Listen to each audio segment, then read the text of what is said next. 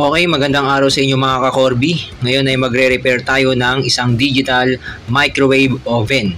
Ang problema nito ay ayaw uminit.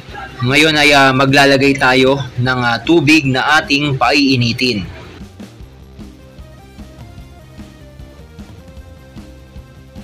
Okay, iset natin sa 60 seconds or 1 minute and start.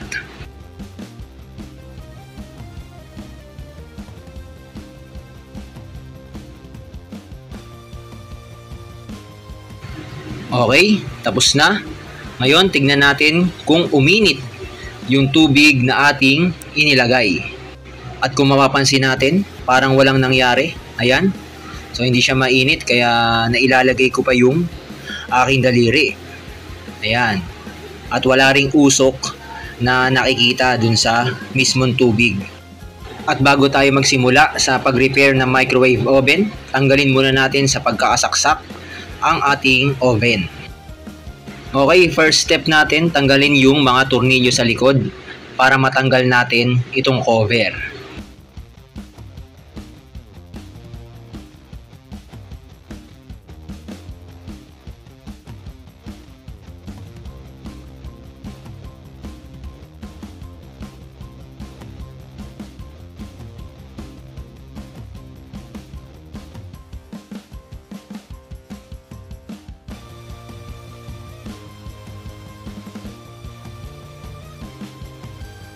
Okay, ito yung mga piyesa ng ating digital microwave oven. Matatagpuan siya sa gilid.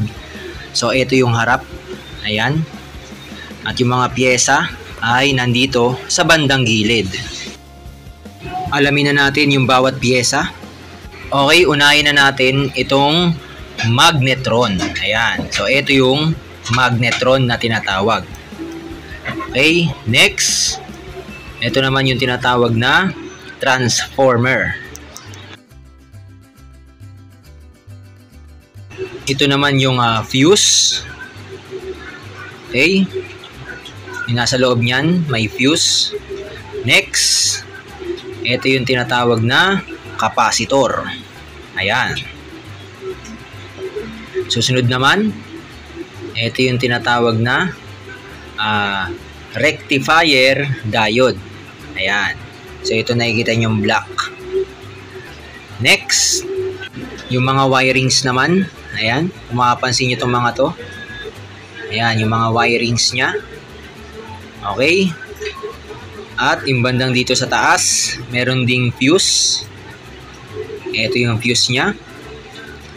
At iba pang mga PCB or printed circuit board. So, yan yung mga piyesa ng ating digital microwave oven.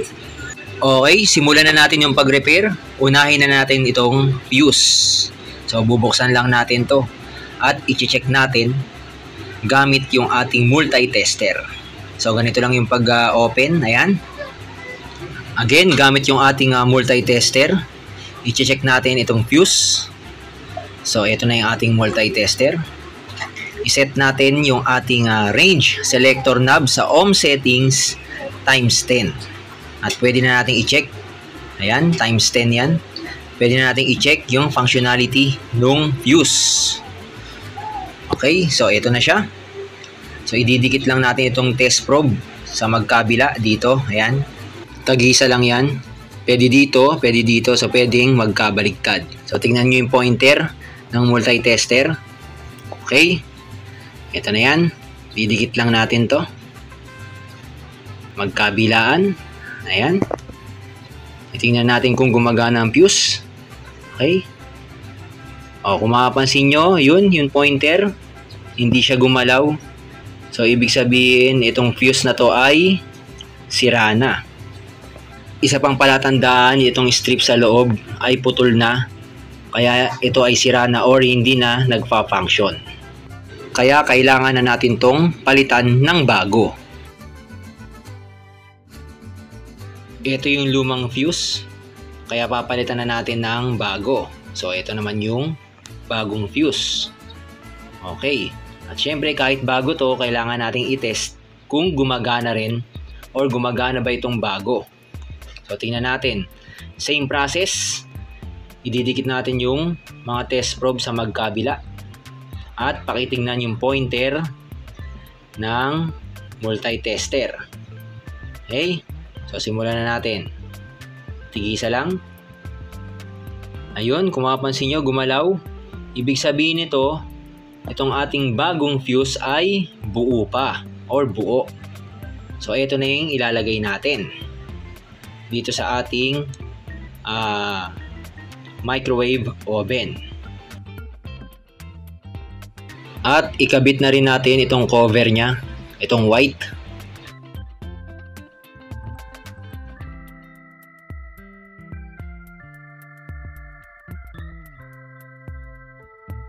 At napalitan na natin ng bagong fuse. Sunod naman, puntahan natin yung fuse dito na nasa itaas. Papalitan din natin to kung sira. Kaya i-check muna natin. Okay? Again, times 10 para sa ohm settings ng ating multi-tester. Ayan. At i-check na natin yung fuse. Pakitignan ulit yung needle ng multi-tester. Okay? So, i-test na natin. Ayun, kung makapansin nyo, gumalaw yung ating pointer ng multi-tester. Ulitin natin para mas malinaw. Okay? Ayan. Ayun, kung makapansin nyo, gumalaw yung pointer ng multi-tester. Ibig sabihin, ang fuse na ito ay nagpa-function pa. Next naman natin na iti-test itong transformer. So, kailangan natin itong i-test. So, itong dalawang green na to, iuusog lang natin para makita natin yung dalawang terminals niya.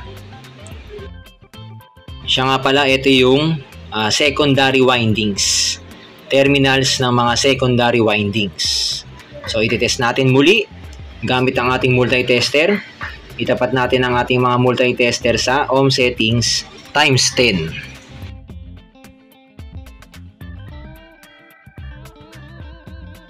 Okay, ayun, gumalaw. So, kung mapapansin nyo, ito yung ating mga test probe na nakadikit sa secondary windings terminals.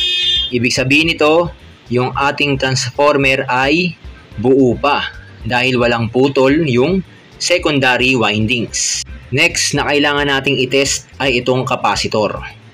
Okay, so kailangan natin itong ilabas. Okay, kailangan natin itong tanggalin, itong screw na to, para mailabas natin yung capacitor. Okay, ito na yung ating capacitor. Kailangan natin tanggalin itong dalawang kulay puti na to. Okay, para ma-check natin yung functionality ng ating capacitor. Siya nga pala, ingat tayo dito sa capacitor na to dahil ito ay tinatawag na high voltage capacitor. So, meron tong natitirang voltage sa loob. So, may discharge na voltage na kapag nahawakan mo yung dalawang terminals ay pwede kang makuryente. So, kailangan nating mag-ingat. Okay, sa pag-check naman ng ating capacitor, yung ating multi-tester, yung range selector knob ay itatapat natin sa ohm settings times 1K. Ayan.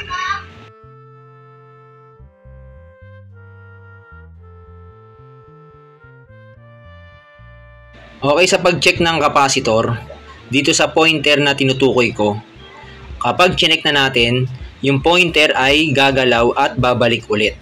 Kailangan ganun na mangyari para matawag natin na buo pa yung ating capacitor. So sige, i-check na natin. Ito yung dalawang terminals. Ayan, magkabila lang. Ito, tsaka ito. Okay, so simulan na natin. Okay, pagmasdan yung magiging reaksyon ng pointer. Okay? Ayun, gumalaw at bumalik ulit. Ngayon, pagbalik rin natin yung test probe, pakitignan yung pointer ng multi-tester. Ayun, gumalaw at bumalik ulit. Ibig sabihin nito, yung capacitor ay buo pa or nagfa-function pa. Ang susunod nating i-check ay ito. Ang tawag dito ay rectifier diode.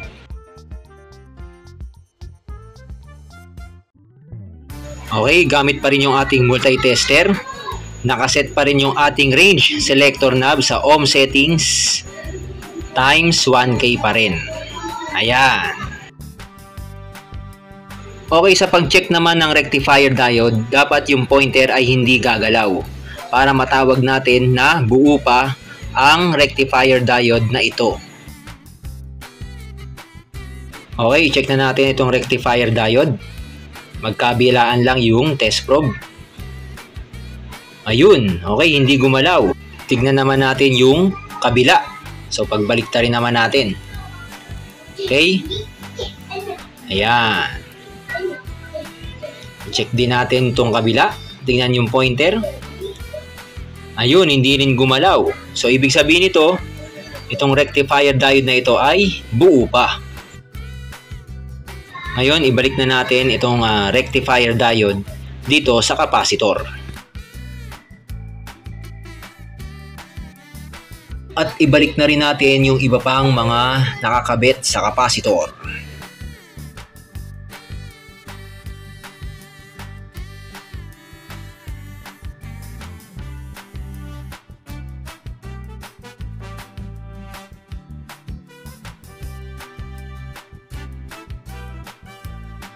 At ngayon, pwede na nating ibalik sa loob.